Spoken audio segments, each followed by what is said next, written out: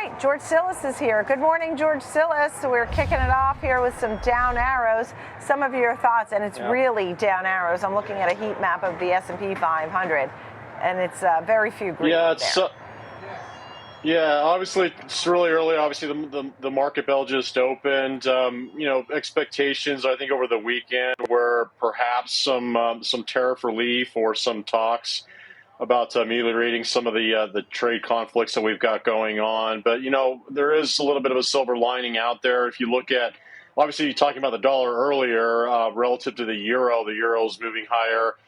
Emerging markets have actually been holding up quite well, irrespective of the fact that the U.S. markets have been relatively weak. We're still in distribution mode in the U.S. markets. Volatility is still elevated with VIX futures still in backwardation, but even Bitcoin seems to be catching a bid, so that might be a proxy for perhaps some selling going on in gold. Gold is obviously moving to the upside, dollar weaker.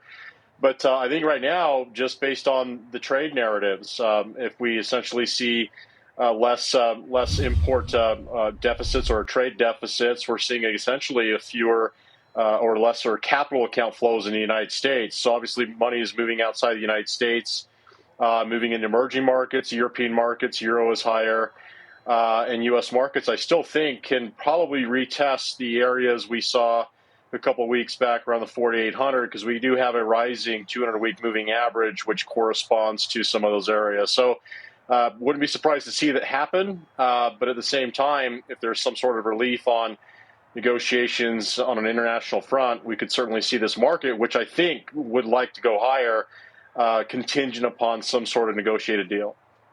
Right, understood. I like when you give some perspective. The S&P 500, you're looking at a longer chart. What really stands out? Because people had 20% years. Granted, they want more, and they're not getting it, and it's a little disconcerting to folks. What do you think here? Well, I think you just look at the law of large numbers. I mean, 2 back-to-back 20+% years, the likelihood of that continuing is extremely small. And so coming into this year, I think if you even go back to the end of last year, the earnings estimates for some of the big tech companies had already started to come down. So, we should have, and we are obviously in a correction, but the markets seem to have been rolling over just going into the end of last year, beginning of this year. It just happens to have been exacerbated because of the tariff issues, and we're seeing, of course, a continuation drawdown because of that. So I think, this market wants to move higher. I think everyone's eager to buy. We just need some sort of policy relief to get the catalyst moving. We should see a lot of this capital outflow from the United States reverse. The markets seem to be, again, all else equal, contingent upon some stable earnings estimates, which are already coming down.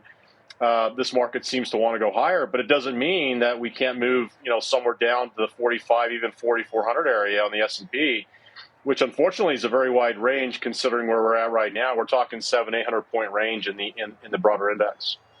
Yeah, understood. Just a quick thought, because we're seeing some headlines coming out about, I want to get to the euro-dollar chart, but just something on yields, right? So we see the 10-year bond yield today at 4.38% right now while I'm speaking. And the rhetoric has really heated up from last week, where Trump is really calling now for the termination of Powell. Yeah. He said today he would be lowering rates if he understood what he was doing. Really some loud commentary. At the same time, some of the guys down here, political views do come into play sometimes. And you want to have monetary policy and fiscal policy. But I'll tell you, George, what the guys down here are saying, they felt that Powell, when we were going up to 5%, 6%, 9% in inflation, he was just a little willy-nilly about it being transitory. And then last week when he spoke, he crushed the markets about, something that could be more prevalent. And so they felt that maybe he is being sort of biased. I don't know. But what do you think about the rate environment and Trump calling for lower rates? Yeah. So, look, the Fed has a history and is known for being reactive versus proactive. And that's the unfortunate case. I mean, just going back to when we saw inflation ramp higher, they were still behind the curve. And I think right now, irrespective of policy or politics, just look at the bond market. 2-year yields now are trading about 50 basis points, if not even more than that, somewhere between 50 and 75 basis points behind the federal funds rate. So therefore, that just mathematically states that the Fed is behind the curve, because the Fed does with a lag follow the 2-year Treasury rate. So that's not political. That's just using the bond market as a proxy for where the Fed should be in rates versus where they're at. It looks like they're at least behind by at least 50 basis points. So that's my take on it. I don't know what they're going to do. We can't just say that the Fed should come out with an emergency rate cut, because that might spook investors. But you could also make the case that Trump has some merit in saying that the Feds, should be lowering rates. Just look at the 2-year yields, which are now around 3.75 or 375 basis points. I understand. A quick thought on the euro and the dollar. The dollar at the lowest level since 2022. Kevin was noting historically it's been lower, but some of your thoughts there? Well, I mean, I think if you look at the dollar, we're down over 10%, 3-year lows.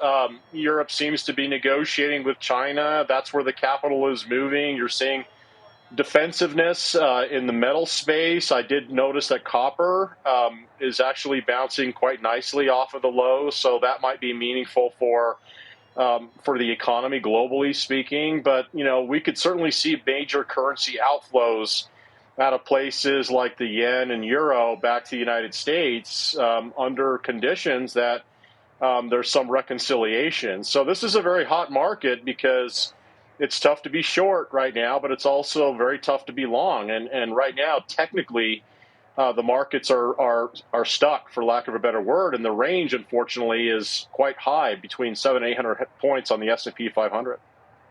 Okay, George Tsilis, great to see you, and thank you for going on the fly with me on that rate conversation, because I did just recently see that thought from President Donald Trump. George Tsilis, nice to see you. Thank you.